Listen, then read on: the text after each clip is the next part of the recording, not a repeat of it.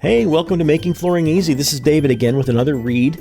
This article used to be two articles about flooring for allergy sufferers, and they overlapped a little bit and said different things, and both were pretty thorough, and it just didn't make sense to have two, and so I jammed them together into one. So this one covers flooring specifically for those who suffer from allergies or even things like asthma. In a sense, that means it's going to overlap. You know, if you're looking for flooring for a kitchen, but you also have allergies to deal with, you might want to make a little checklist and listen to both of those pieces together and sort of check pros and cons, because the room you're flooring is going to have needs for a certain kind of floor, and your allergies are going to have needs for a certain kind of floor, and you want the floor that overlaps both of those the best. But today, we're just looking at the allergy issue. Best floors for allergy sufferers. You can be allergic to your floor. Did you know that? It's a very big thing in a home, the floor, and we're constantly agitating with our feet and compressing it with all of our weight, giving it every opportunity to poof out whatever allergens it might contain. These irritants can either be gathered and held by the floor, or they can be part of its very makeup. In this article, we hope to help you make the best choice of flooring specifically with allergy prevention in mind. Allergies and your floors, checking with the experts. Rather than consulting floor specialists who have an interest in selling all floors, I decided to use as my sources the Asthma and Allergy Foundation of America, AAFA, the American Academy of Allergy, Asthma and Immunology, AAAAI, UK-based group The Healthy Flooring Network, HFN, and the Mayo Clinic. Their interests are in your breathing well, and all of them have recommendations worth considering. First, what are the enemies we hope to eliminate? Mold can grow on any surface which is damp. And this is different from mildew, which can only grow on plant and animal material like clothing or towels which have not quite dried well enough. Mildew is a form of mold, but mold is regarded as being more pernicious. With most floors, your main mold concern comes from moisture getting around or underneath it, with a floating hardwood, for instance. Animals will release skin flakes and hair, dander, of course, but even their saliva, urine, or other releases can be problems for allergy sufferers. They can also drag in material like pollen, dirt, dust, leaves, twigs, bugs, or other dead things. We want our floors to be easy to clean and as unlikely to hold on to these things as possible. Something slick, not bumpy or made of fabric. Even if you don't have pets, we must consider the ubiquitous dust mites, the microscopic bugs we all try not to remember are crawling all over us and all of our stuff all of the time, just like the air. These are little allergen-generating machines. Everything they leave behind, their droppings, bodies and body parts, all of this can inflame an allergic reaction.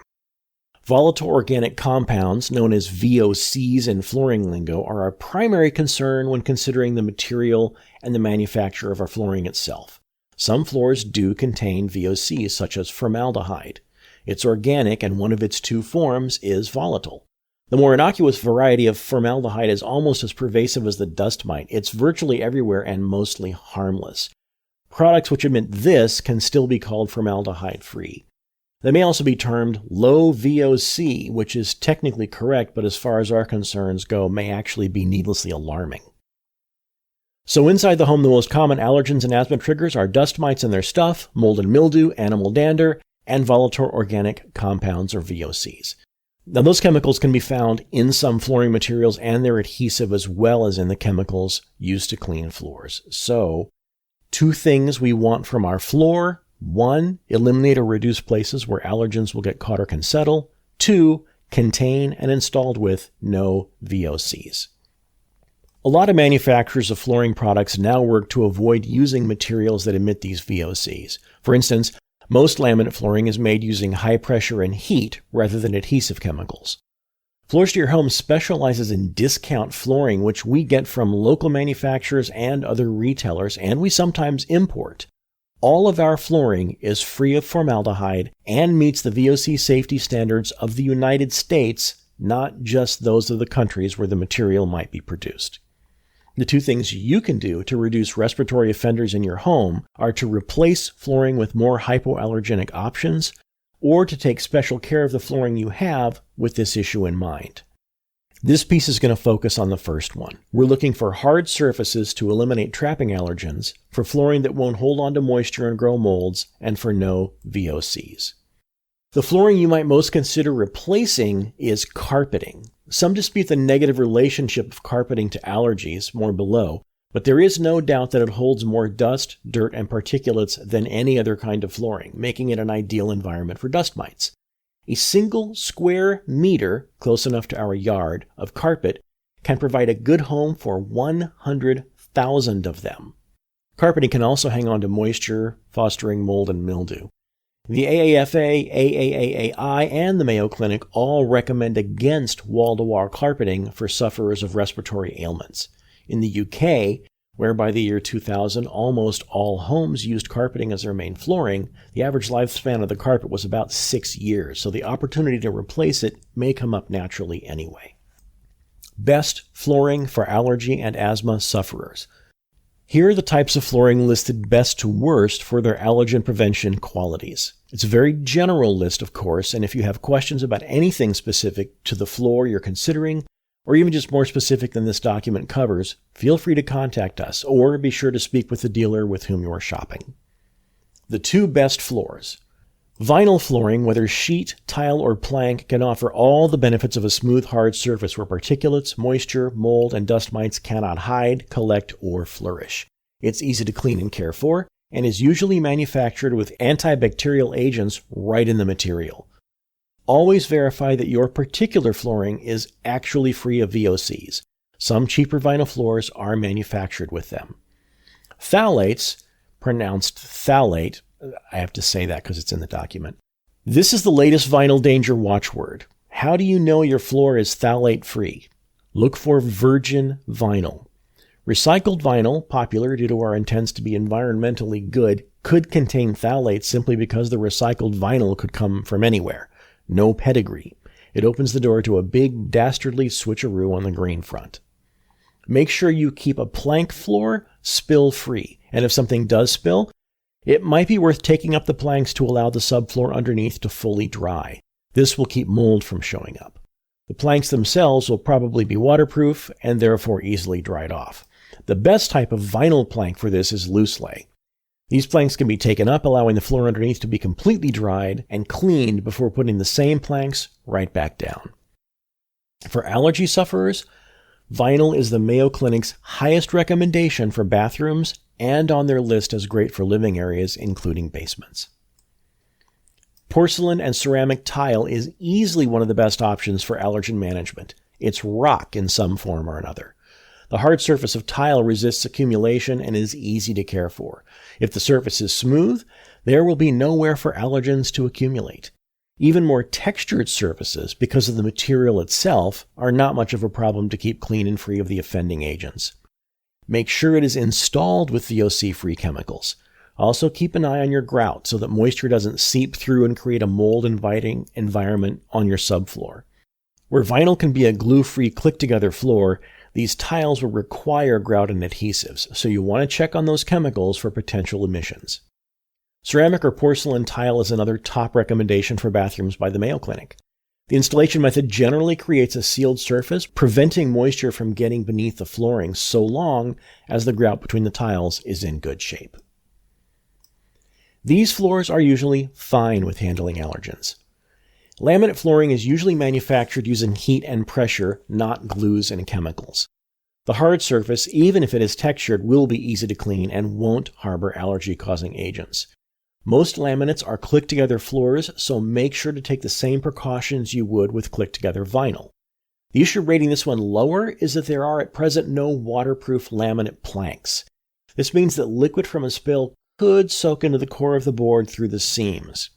Now, in most cases where this happens, you'll need to replace the plank anyway due to its expanding and no longer fitting in place. But if it can be reused, be sure to let it dry out. Let's say it should spend 48 hours propped up in a dry room, similar to the acclimation process we do before installing.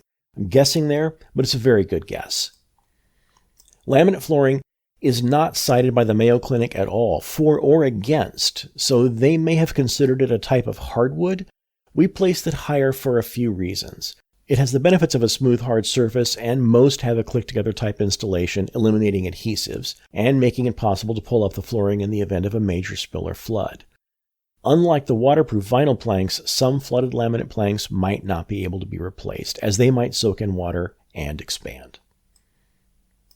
Bamboo floors, having a nice, flat, hard surface, shouldn't be able to hold on to dirt, dander, dust mites, or any other allergens. The material comprising bamboo is naturally water resistant. They often grow in it, you see. So it is less likely to retain moisture than a traditional hardwood or even a laminate plank. Make sure your choice of bamboo floors is low in VOCs and that any installation adhesives are also free of VOCs. Unfortunately, bamboo is the kind of flooring most likely to exceed the VOC standards under which we want to stay. Bamboo is lumped in with hardwood by just about everyone outside the flooring industry, but its makeup puts it slightly above hardwood for the hypo-allergenic home. Bamboo is not made of wood, but grass.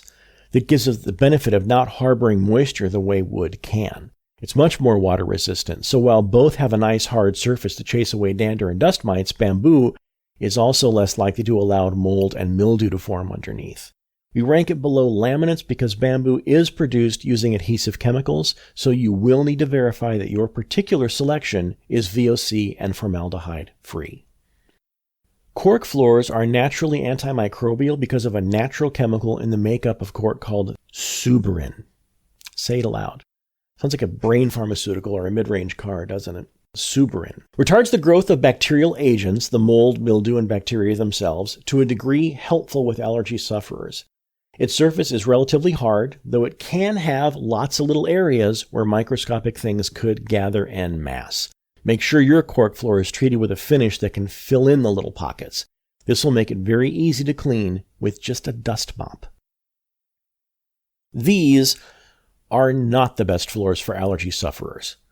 Hardwood flooring has the hard surface we're looking for to keep away the little particulates, and it can be easy to keep clean, but it is not recommended in high moisture areas, places like a bathroom or anywhere steam has a frequent presence. Usually hardwood is attached to the subfloor beneath it via nails or glue, so you can't pull it up after a spill or a flood, and the wood itself can hold in moisture. Trapped underneath, this can foster mold growth. Make sure to install with low moisture in mind. If your floor is nailed or glued to the subfloor, you will not be able to pull up boards and dry out underneath, so you must be extra careful with liquids and general humidity. Keep any gaps between boards clean and take care of spills very quickly. Coming wholly from the inside of a big tree, the material itself will not have any VOCs, but as we keep saying, make sure of your adhesives. The Mayo people have it as their top recommendation for living rooms. We would put it below laminate and bamboo on that list. Stone tile. The super smooth and highly polished choices like marble are excellent, but your more natural looking varieties may not all be allergy friendly because unlike the ceramic tiles mentioned above, stone can be porous and its surface can have much rougher edges than the previously listed floors. The uneven surfaces can collect the allergens we're trying to eliminate, trapping them in the room for later release. Even mold can be an issue as some of these pores hang on to moisture. Make sure you go for a smoother surface type and consider using cork as your underlayment to help prevent mold from developing. Moisture beneath can become an issue, but underlayment with moisture barrier qualities such as foam rubber or cork can help prevent mold and mildew from growing. While it doesn't have to be, carpet can be a living horror for allergy sufferers. Even if it's made with synthetic materials, carpet can hold on to moisture such that mold can form right in the carpet itself, the padding underneath, or the nearby walls. It can be a great, fun environment for dust mites, and left alone, it will hold on to a very large amount of dander and dirt. So carpet is definitely at the bottom because of the wealth of recommendations against using it if you have allergies. But as I mentioned, there's a counter-argument. There's no contention over whether carpet traps pollen and dander and provides a good housing for dust mites. The difference is that some see that as carpet acting like a filter for your air and allude to tests showing that rooms with carpet had fewer airborne allergens than those with the above items. The theory is that well-kept, frequently cleaned carpet actually improves the air quality in a room. Can carpet be good? Sure, maybe. The word on the street is that if you vacuum daily and clean with a water extraction device at least monthly and maybe even weekly, this could effectively turn a real tufty carpet into a helpful air filter.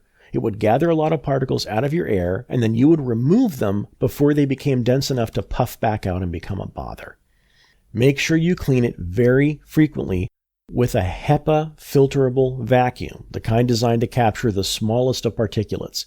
If the carpet does get wet, immediately get the water out of it, preferably with an extraction device on the wand of a carpet cleaner. Then keep the room, or at least the floor, as cold as possible until it's dry so that mold and mildew will not have the opportunity to grow. If you are buying carpet new, make sure to get the kind which is resistant to mold and mildew and VOC free, and make sure the carpet padding has the same qualities. That would make carpet a benefit rather than a hazard, if it's true. If you must have carpet, all the sources I checked suggest using what's called a low-pile carpet. Think thinner rather than thicker. Also make sure it's been manufactured to be free of VOCs and to resist mold and mildew, and be just as selective with the padding underneath the carpet. You would also need to vacuum it frequently, no less than weekly, using a machine with a HEPA filter, a good small particle filter. On this topic, places to see, and in the article, these are links: the American Academy of Allergy, Asthma, and Immunology, Asthma and Allergy Foundation of America, general advice on allergy-proofing a home, and the Mayo Clinic, their page on allergy-proofing your house.